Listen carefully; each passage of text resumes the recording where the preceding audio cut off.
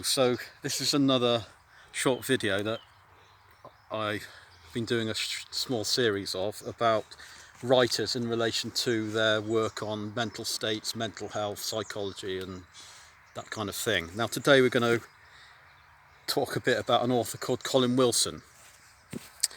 Now he was writing in the second half of the 20th century up to his death in he's been dead a while now, but very, very prolific writer. Now, he was never part of the academic environment, so his work isn't that well known amongst academics.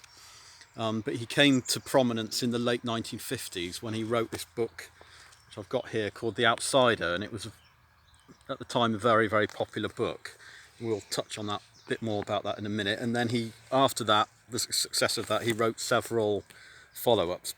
Beyond the Outsider, he wrote ones called Religion and the Rebel, The Misfits, various other things. So Colin Wilson, like I say, he wrote this book as a young man. That was quite well known. After that, his follow-ups were kind of rather criticised by the sort of intelligentsia, you might say, the academic community. But he went on to write hundreds of books about various subjects, philosophy, literature, but he was also writing stuff about things like UFOs, magic, the occult, serial killers, and he wrote quite a lot of fiction as well. He was very, very prolific, which is possibly part of his undoing, because people don't tend to take him as seriously as they might do, I think, because of the breadth of his writing. What I'd like to talk about today, really, is this particular book called Superconsciousness. Now, Colin Wilson wrote this book when he published it when he was 75, so coming towards the end of his life. So what this is a very, very useful summary of all his life's work, really, in a way.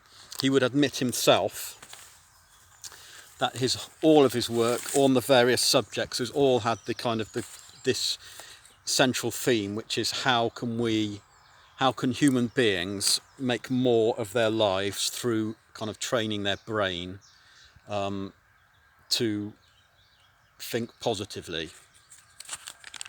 Let's go back a bit more to The Outsider and his background. Okay, so The Outsider, his first book, and if you read any Colin Wilson, he does cover this ground frequently in all his later work, was a kind of summary, if you like, of a lot of 20th century literature, the great Europeans and a few Americans, British writers, people like Hemingway, Sartre, Camus, George Bernard Shaw, Graham Greene, T.S. Eliot, Samuel Beckett, Kafka, Dostoevsky, Nietzsche, Schopenhauer, H.G. Wells, these kind of people. And also some of the religious works from Eastern and Western traditions. Now, Colin Wilson obviously read very widely of all this literature, but what he found with all these writers was a deep pessimism. I mean, this is, we've got the word Kafkaesque from Kafka to mean something pretty bleak. Samuel Beckett, who was exceptionally bleak and pessimistic in his writing, and he really lays into Samuel Beckett in this book here. Anyway, Colin Wilson didn't buy into the pessimism of these kind of writers, these philosophers, and he set out to say, how can we solve the problem of this pessimism? And he said his life work then was to create what he called an optimistic existentialism. Okay, or you might put it another way. It's a way of how can we be happier? How can we train ourselves to be positive, and therefore improve our experience as human beings, with possibly this kind of idea that then the human race will evolve into some higher being. His writing's always I find it very easy to read. It's a good summary. He's quite a populist, because he's not an academic. He does leave a lot of jargon behind, and he's always I find quite entertaining. And he's quite easy to read, and he does set things out in quite a simple way, and he does give it good examples. Now, Superconscious then is a summary of how we can go about getting to these better states, what he calls in here a peak experience. There was a psychologist working after the war called Abraham Maslow. Anyone who's been in any kind of organization that offers you kind of self-help sort of training will know about Maslow's hierarchy of needs. Basically, Maslow, unlike he felt that most psychology up to sort of 1950ish was based on ill people. I mean, Freud especially was very fixated on like neuroses and stuff, and Abraham Maslow tried to work out why don't we look at the healthy people? What is it about those people who are happy and healthy? What do they have? And he came to the conclusion that those happy and healthy people often have what he calls a peak experience, which basically you might just summate as a nice experience of some type that can make you feel positive and happy. He then formulated what he calls the hierarchy of needs, and the person who's at the top of this hierarchy would be self-actualizing, in other words, fulfilling their potential. Colin Wilson met Abraham Maslow and they talked together, and where Colin Wilson felt he was moving on from Maslow, Colin Wilson was of the belief that you could sort of create these better experiences for yourselves. They're not necessarily things that just come to you. You can actually train your mind to make them happen. He gives quite a few examples. One example I would like to give here of how you can feel that your brain is working in odd ways, and how you can go from various states. It would be something like losing your keys. So this is something I've done many times in my life. So let's posit a situation. I may be at home. I'm feeling kind of normal, which may or may not be, which may be on a scale of kind of routine or whatever, or boredom, or just getting on with your daily life. You're fairly normal. But on this day, I've got to go and have a job interview, and I need to drive to that job interview. Okay, and it's quite an important day for me. I'm just about to get my car keys to get in the car because I need to drive for this car, and I can't find my car keys. I've gone from this kind of level experience to being plunged into despair, into like a panic. I can't find my keys. Where are they? Where are they? Oh my God, I'm going to miss this appointment. I'm going to miss this appointment. I've only got one set of keys. What will I do? It's going to cost me a fortune to replace them. I can't find them. I'm going through this kind of despair and panic when 10-15 minutes later, wow, I find the car keys down the back of the sofa.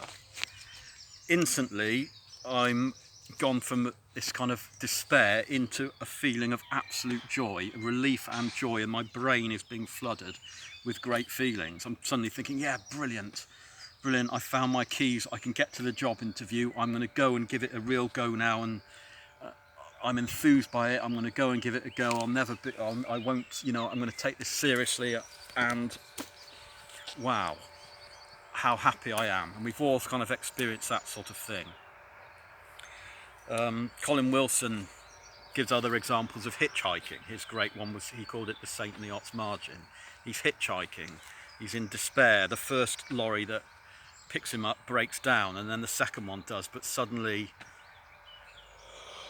the lorry kickstart into life again, and then he goes from this state of feeling, oh my God, I'm not going to get to where I go, to being absolute joy. So Colin Wilson's kind of whole idea is, how can we, if finding a set of keys can generate this kind of good feeling, why can we not, as human beings, generate those feelings at will? And so this is what he sets out to do in there. So a lot of people will get their kind of peak experiences through alcohol, drugs, sex, and he covers all those kind of things. But can we also do it in other ways? And at the final chapter of this book, Colin Wilson decides to say, this is how I do it. This is how I do it. When I was a young man, I learnt to create these good feelings in myself when I was meditating on the Bhagavad Gita, which is the one of the Hindu spiritual books, and he was meditating upon that, and he said he could instantly create good and optimistic feelings in himself. and he claims that basically the way to do it is to move away from what your mind is a lot of the time, which is the robot, and you're just existing without really thinking about things, to using your force of will to actually intentionally do things that are good and that will make you better, and then you get into a positive cycle. And he calls it the faculty X. Ultimately, can you get to this faculty X, which is a higher state of being, a higher state of just day-to-day consciousness that makes you realize how wonderful life actually is. And then you see more of life. There's more life there. So if I'm looking at a tree over there, if I'm concentrated on it, I can see the realness of that tree, almost in the Platonic way, the absolute life of it. Anyway, so that's a quick summary. So he's,